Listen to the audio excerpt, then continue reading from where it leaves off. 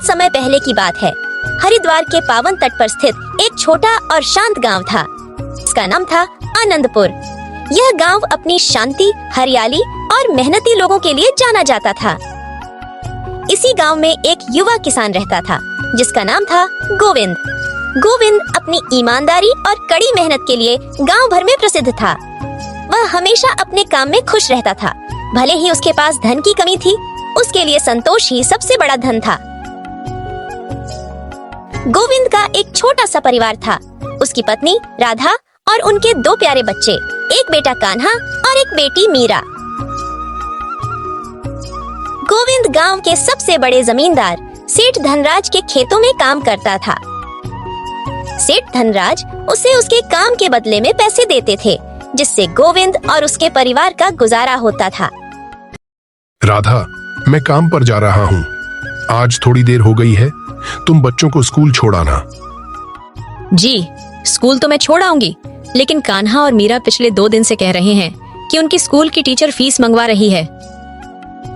हाँ, तो जाकर दे आओ ना स्कूल की फीस। अजी, कहाँ से दूं? आप जो थोड़ी सी पगार लाते हैं उसमें मुश्किल से तो घर चल पाता है। अब उतनी सी तनख्वाह में मैं बच्चों की फीस का इंतजाम कैसे करूं? अजी, मैं एक बात आपको साफ साफ कह देती हूँ, आप सेठ धनराज जी से पगार बढ़ाने की बात कहिए। दिन पर दिन खर्च बढ़ता जा रहा है। बाजार में अगर सब्जी लेने निकलो तो सब्जियों के दाम आसमान छू रहे हैं, और बच्चों की पढ़ाई का खर्चा, घर का खर्चा। अब इतनी कम तनख्वाह में कैसे गुजारा होगा? ठीक है, मैं आज ही सेठ जी से थोड़ी पगार बढ़ाने की बात करता हूँ। इतना कहकर गोविंद अपने काम पर चला जाता है।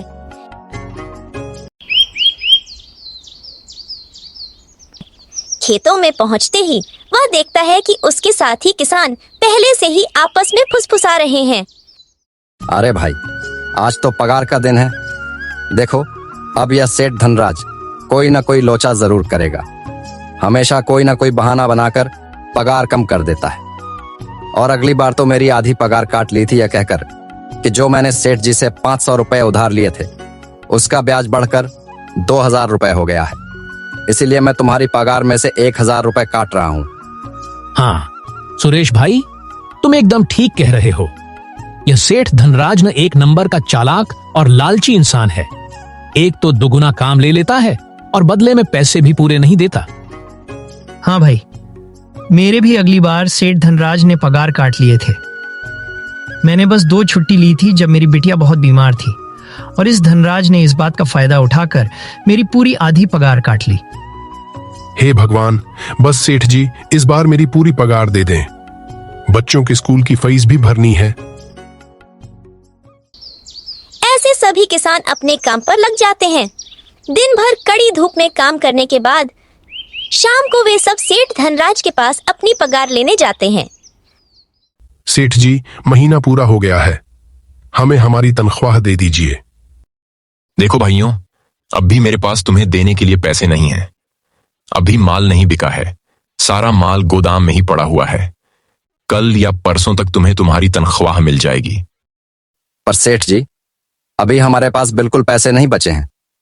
घर का भी सामान लाना है, बच्चों की फीस भरनी है। अरे, मैंने कहा तो सही, 1-2 दिन और रुक जाओ। कल या परसों तक पैसे मिल जाएंगे।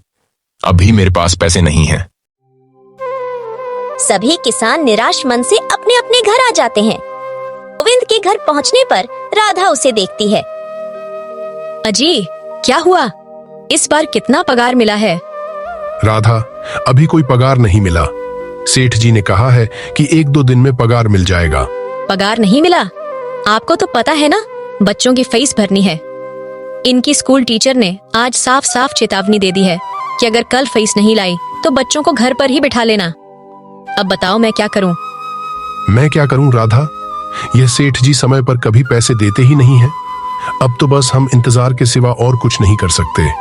1-2 दिन की बात है, देख लेते हैं। ऐसे ही 2 दिन गुजर जाते हैं। तीसरे दिन सुबह होते ही सभी किसान सेठ धनराज के घर के बाहर इकट्ठा हो जाते हैं। धनराज बाहर आते हैं और पैसे बांटना शुरू करते हैं। अरे सुरेश, यह ले अपनी इस महीने की पगार। सेठ जी, यह तो बस 2000 रुपए हैं। मैंने तो इस महीने 3,000 रुपए तक का काम किया है। हाँ, काम तो किया है, लेकिन तूने 1-1 घंटे आराम भी तो किया है। ये पैसे उसी आराम के कटे हैं। पर सेठ जी, आपने तो कहा था 8 घंटे काम के महीने में 3,000 रुपए मिलेंगे, और मैंने तो 8 घंटे काम किया और 1 घंटे आराम। देख सुरेश, मुझे ज्यादा हिसाब किताब न समझा। ये 2,000 रुपए रख, अगर चाहिए तो, और अगर नहीं चाहिए तो कहीं और काम ढूंढ ले। बेचारे सुरेश के पास उन पैसे को लेने के सिवा और कोई रास्ता नहीं था। सुरेश चुपचाप वह पैसे रख लेता है। गोविंद, यह लो तुम्हारे 2,500 रुपए। पर सेठ जी, 2,500 रुपये क्यों? मेरे तो पूरे 3,000 रुपये बनते हैं ना। मैंने तो कोई छुट्टी भी नहीं की और न ही कोई आराम। मैंने तो अपना सारा काम समय पर किया है। हाँ, समय पर तो किया है, पर इस समय बाजार में अनाज का दाम काफी सस्ता हो गया है। इस वजह से अभी तुम्हें भी पगार कम ही मिलेगी जब तक अनाज का दाम नहीं बढ़ता। पर सेठ जी, बात तो 3,000 रुपये की हुई थी ना। अब 2,500 रुपये में मैं कैसे घर चलाऊंगा? बच्चों की स्कूल की फीस भी भरनी है सेठ जी। इस बार आप पूरे पैसे दे दीजिए। 2,500 रुपए ही मिलेंगे तुझे। यहां काम करना है तो कर, वरना कहीं और काम ढूंढ ले। बेचारे गोविंद के पास भी उन पैसे को लेने के सिवा और कोई रास्ता नहीं था। वह चुपचाप पैसे लेकर खड़ा हो जाता है। अरे भाई, ये सेठ धनराज एक नंबर का बेईमान इंसान है। सारे पैसे अपने जेब में भर लेता है और बहाने बनाता है कि अनाज के दाम सस्ते हो गए हैं। देख लेना, हम गरीबों की किसी न किसी दिन इसे जरूर आह लगेगी। नहीं सुरेश, ऐसे नहीं कहते। वह हमारे अन्नदाता हैं। आखिर उन्हीं के वजह से तो हमारा घर चल रहा है। अरे काहे का अन्नदाता? काम के पूरे पैसे तो देता नहीं है। पूरे महीने मेहनत करके भी क्या मिलते हैं? बस ये 25 लाख रुपए। इसमें घर खर्च कैसे चलाए? ऐसे तो हम कभी तरक्की नहीं कर पाएंगे। और हम कर भी क्या सकते हैं मनोज? हमें खेती के सिवा और कोई काम कहाँ आता है? और कोई काम खोलना भी चाहे तो उसके लिए हमारे पास इतने पैसे कहाँ हैं? अब जो भी हो, हमारा तो बस ये सेठ धनराज ही सहारा है ना। कुछ देर बातें करने के बाद सभी किसान अपने अपने घर की ओर निकल पड़ते हैं। गोविंद भी घर पहुंचता है। जी, आ गए आप? कितनी पगार मिला है? राधा, इस बार सेठ जी ने बस 2,500 रुपये ही दिए हैं। बस 2,500 रुपए? इतने में कैसे घर चलाएंगे? बच्चों की फीस में ही 1,000 रुपए निकल जाएंगे। फिर 1,500 रुपए में क्या क्या करेंगे? अब मैं क्या कहूँ राधा, अब तुम्हें इसी में ही गुजारा करना होगा। तुम सबसे पहले बच्चों की फीस भर देना, इसके बाद बाकी का मैं देखता हूँ। अजी, आप क्या देख लोगे? सेठ जी से पूरे पैसे तो मांगे नहीं गए आपसे। नहीं राधा, मैंने सेठ जी से पैसों के लिए कहा था, पर सेठ जी ने साफ इनकार कर दिया और कहा, यह लेना है तो लो, वरना कहीं और काम ढूंढ सकते हो। मैं सोच रहा हूं कि खेती करने के बाद मैं कहीं और भी काम ढूंढ लूं। सेठ जी के यहां से काम करने के बाद मैं दूसरी जगह पर काम किया करूंगा। इससे कुछ ज्यादा आमदनी हो जाएगी। आज ही मैं सेठ जी के यहाँ पर काम करने के बाद और भी जगह काम ढूंढने जाऊंगा। इतना कहकर गोविंद काम पर निकल जाता है। और जैसा कि गोविंद ने कहा था, वह सेठ धनराज के यहाँ काम करने के बाद काम की तलाश में निकल जाता है। गोविंद पूरे गांव में काम ढूंढता है। दुकानों दुकानों पर जाकर लोगों से काम मांगता है, मगर हर जगह गोविंद को केवल निराशा ही हाथ लगती है। अंत में थक हार कर गोविंद वापस जाने लगता है। तभी वह देखता है कि अचानक बहुत सारे लोमड़ियों का झुंड उसकी तरफ दौड़ा आ रहा है। यह देखकर गोविंद बहुत डर जाता है। वह इधर उधर देखता है तो उसे एक छोटी पहाड़ी पर एक पुरानी छिपी हुई गुफा दिखती है और वह उस गुफा में जाकर छुप जाता है। जब लोमड़ियों का झुंड वहां से निकल जाता है, तब गोविंद की जान में जान आती है। हे भगवान, आज तो बाल बाल बच गया मैं, पर यह मैं कहाँ आ गया? ये कैसी गुफा है? गोविंद ये सब सोच ही रहा था कि तभी उसकी नजर गुफा में रखी एक पुरानी मिट्टी की मटकी पर पड़ जाती है। गोविंद उस मटकी के पास जाता है। ये कैसी गुफा है? ये कैसी मटकी यहाँ पड़ी है? इसे मैं घर ले जाता हूँ, पानी भरने के काम आ जाएगी। गोविंद जैसे ही उस मटकी को हाथ लगाता है, गुफा में से एक गंभीर आवाज आती है। रुक जाओ, इसे छूने की कोशिश मत करो। यह आवाज सुनकर गोविंद एकदम पीछे हट जाता है।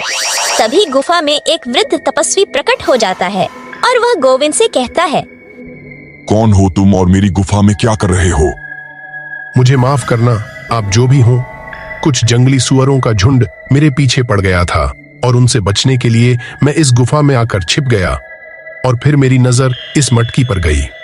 माफ कीजिए, मुझे लगा यहाँ कोई नहीं है तो यह मटकी किसी की नहीं होगी, इसलिए मैंने इसे छुआ। गोविंद, तुम्हें डरने की जरूरत नहीं है। मैं तुम्हारे बारे में सब जानता हूँ।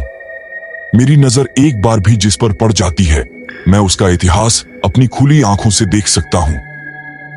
पर आप हैं कौन और आप इतने विचित्र क्यों दिखाई पड़ रहे हैं? आप अपना परिचय दीजिए, कौन है आप? मैं एक तपस्वी हूँ और मैं कई सालों से इस गुफा की रक्षा कर रहा हूँ। यह गुफा मेरे पूर्वजों की है। इस गुफा में केवल वही इंसान घुस सकता है जिसका मन बिल्कुल पवित्र हो। अगर तुम अपवित्र होते तो तुम इस गुफा में कभी नहीं घुस पाते। तुम एक सच्चे इंसान हो, इसलिए तुम इस गुफा में घुस पाए और इस मटकी को छू पाए। अब तुमने इस मटकी को छुआ है तो यह मटकी तुम्हारी हुई। नहीं, मुझे यह मटकी नहीं चाहिए। मैं तो बस देख रहा था। डरो मत गोविंद, तुम ये मटकी ले जाओ। ये कोई साधारण मटकी नहीं है, बल्कि ये एक जादुई मटकी है। जादुई मटकी? क्या यह वही जादुई मटकी है जिसके बारे में हमारी दादी कहानी सुनाया करती थी कि किसी गांव में एक जादुई मटकी हुआ करती थी और वह सबकी इच्छाएं पूरी करती थी? हाँ गोविंद, यह वही जादुई मटकी है। अब तुम इस मटकी के मालिक हो। तुम इसके इस्तेमाल से अपनी स्थिति सुधार सकते हो, पर याद रखना, तुम जो भी वस्तु इस मटकी में एक बार डालोगे, वह चीज ही तुम्हें बार बार इस मटकी में डालनी होगी। इसके अलावा तुम और दूसरी कोई चीज इस मटकी में नहीं डाल सकते। अगर तुमने ऐसा किया तो इसका परिणाम तुम्हें ही भुगतना होगा। मेरी इस बात को हमेशा ध्यान में रखना और सोच समझकर, बिना लालच किए, इस मटकी में वही सामान रखना जिसकी तुम्हें जरूरत हो। गोविंद उस जादुई मटकी को लेकर घर आ जाता है। वह राधा को देखता है जो चिंता से उसका इंतजार कर रही थी। राधा, यह देखो, यह मैं क्या लेकर आया हूं। क्या लाए हो आप? बस यह एक मटकी?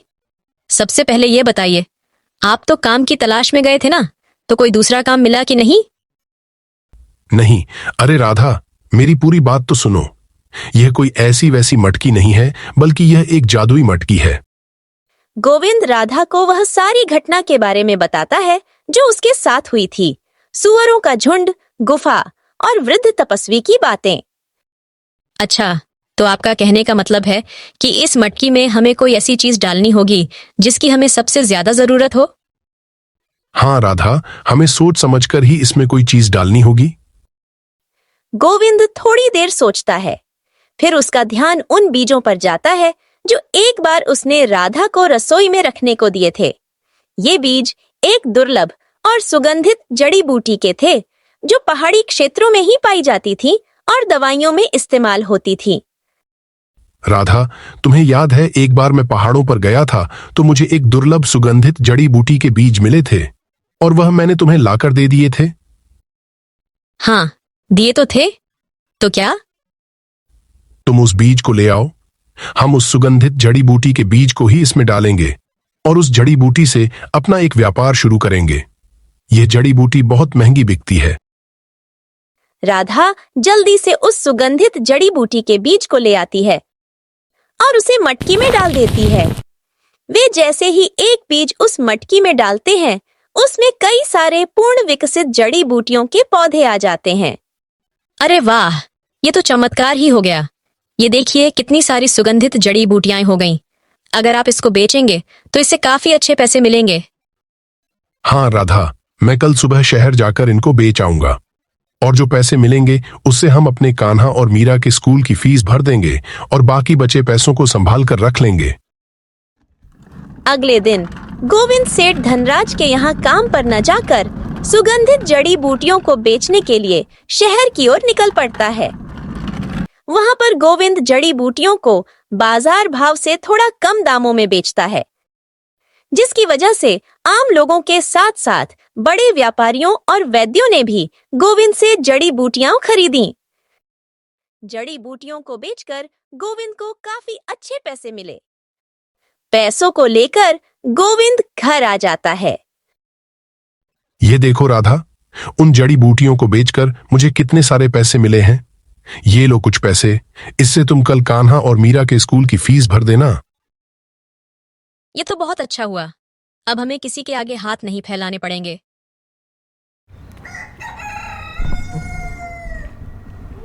अच्छा, तो मैं काम पर जाता हूँ। अजी, आपके पास तो अब ये जादुई मटकी है, तो अब आपको उस सेठ धनराज के यहाँ काम करने की क्या जरूरत है? हाँ राधा, मैं सेठ धनराज जी के यहाँ काम पर नहीं जा रहा, बल्कि मैं तो वहां पर जो काम कर रहे बाकी के किसान हैं, उन्हें यह खुशी की खबर देने जा रहा हूँ। क्योंकि सेठ धनराज जी से मेरे साथ साथ वह किसान भी बहुत परेशान थे। इसलिए अगर मेरा भला हो रहा है तो क्यों न मैं उन सबका भला करूं। वह सभी बहुत ईमानदार किसान हैं, वह सभी बहुत मेहनत से काम करते हैं, मगर धनराज ने कभी भी उनको उनकी मेहनत के सही पैसे नहीं दिए। इसलिए मैंने सोचा है क्यों न मैं उनको अपने इस काम में शामिल कर लूं। हाँ जी, बात तो आपकी बिल्कुल सही है। अगर आप सभी लोग एक साथ मिलकर काम करेंगे तो हम सब बहुत जल्द ही तरक्की हासिल कर लेंगे। गोविंद अगले दिन सुबह सेठ धनराज के खेतों पर जाता है। वहां सभी किसान इकट्ठा थे, अपने अगले दिन के काम की तैयारी कर रहे थे। अरे सुरेश, मनोज, अमित, सुनो मेरी बात। अरे गोविंद, तुम यहाँ? क्या सेठ जी ने तुम्हें पूरे पैसे दे दिए? नहीं सुरेश, मुझे उनसे अब और पैसों की उम्मीद नहीं है, लेकिन मेरे पास तुम्हारे लिए एक बहुत अच्छी खबर है। कैसी खबर गोविंद? तुम इतने खुश लग रहे हो। मुझे एक जादुई मटकी मिली है। जादुई मटकी? तुम मजाक कर रहे हो गोविंद। नहीं दोस्तों, मैं सच कह रहा हूं।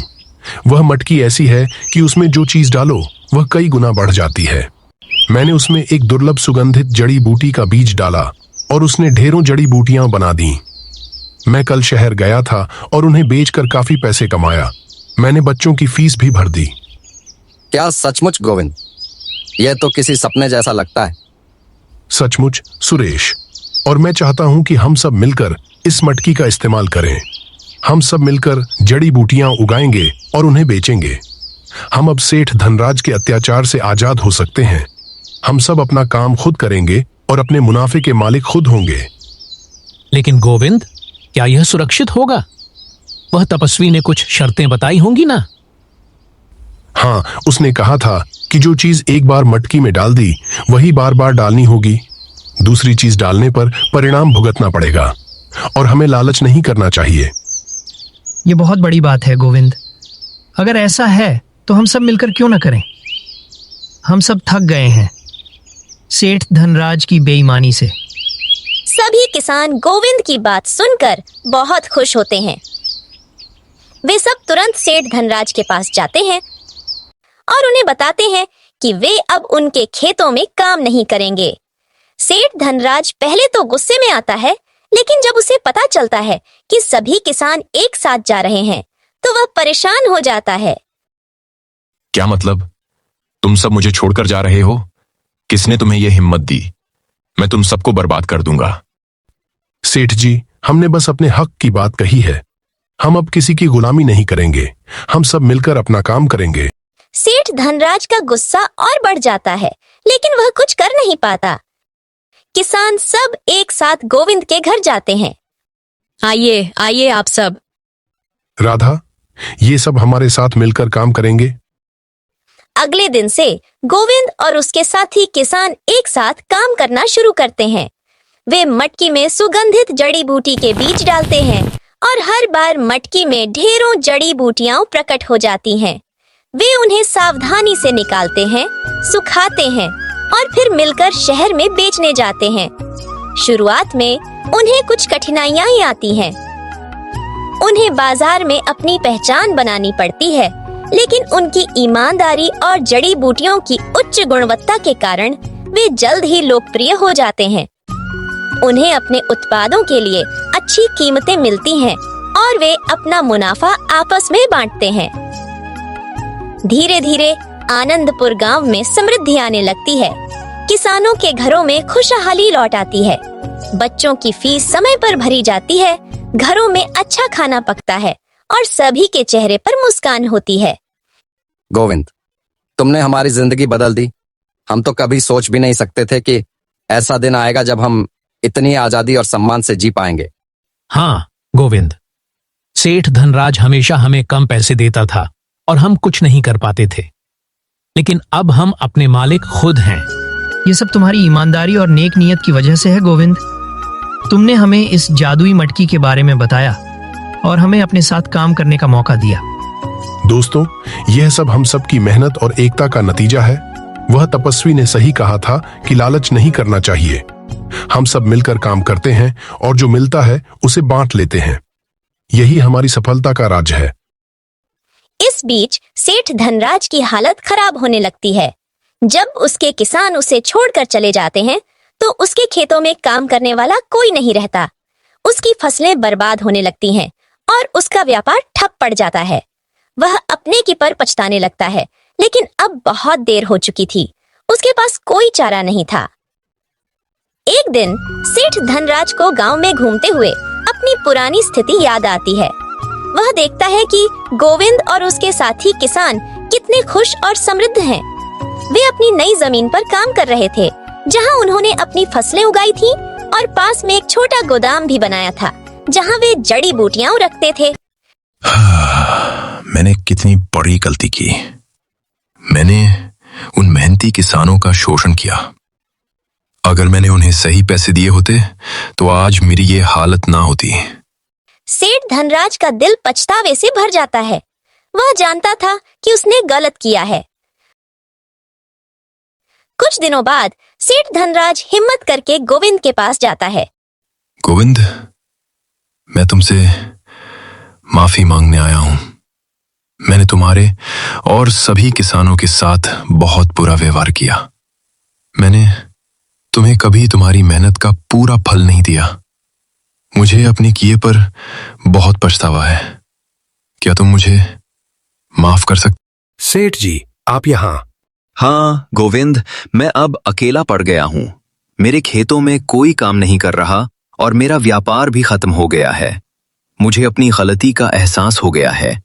क्या तुम मुझे कोई काम दे सकते हो? मैं अब अपनी पूरी ईमानदारी से काम करूंगा। गोविंद और उसके साथी किसान एक दूसरे को देखते हैं। वे जानते थे कि सेठ धनराज ने उनके साथ कितना बुरा किया था, लेकिन वे यह भी जानते थे कि हर किसी को दूसरा मौका मिलना चाहिए। सेठ जी, हम आपको काम दे सकते हैं, लेकिन आपको हमारी शर्तों पर काम करना होगा। आपको ईमानदारी से काम करना होगा और हमारे साथ मिलकर काम करना होगा। किसी के साथ कोई बेईमानी नहीं होगी। मैं सहमत हूं गोविंद। मैं पूरी ईमानदारी से काम करूंगा। मुझे बस एक मौका चाहिए। गोविंद और उसके साथी किसान सेठ धनराज को काम देते हैं। सेठ धनराज अपनी पूरी लगन और ईमानदारी से काम करता है। वह जानता था कि यह उसका दूसरा मौका है और वह इसे बर्बाद नहीं करना चाहता था। कुछ सालों में आनंदपुर गांव एक समृद्ध गांव बन जाता है। गोविंद और उसके साथी किसानों ने न केवल अपने लिए एक बेहतर जीवन बनाया, बल्कि उन्होंने सेठ धनराज को भी सही रास्ते पर लाने में मदद की। जादुई मटकी ने उन्हें एक नई शुरुआत दी थी, लेकिन उनकी ईमानदारी, कड़ी मेहनत और एकता ही उनकी सच्ची सफलता का आधार थी। इस कहानी से हमें यह शिक्षा मिलती है कि ईमानदारी और कड़ी मेहनत हमेशा रंग लाती है। लालच और बेईमानी कभी भी स्थायी खुशी नहीं देती। हमें हमेशा दूसरों के साथ अच्छा व्यवहार करना चाहिए और जरूरत पड़ने पर उन्हें दूसरा मौका भी देना चाहिए। साथ मिलकर काम करने से बड़ी मुश्किलों का सामना किया जा सकता है और असंभव को भी संभव बनाया जा सकता है। संतोष ही सबसे बड़ा धन है। तो दोस्तों, कैसी लगी आपको यह कहानी? क्या आपको लगता है कि गोविंद ने सेठ धनराज को माफ करके सही किया? हमें कमेंट में जरूर बताइए। है।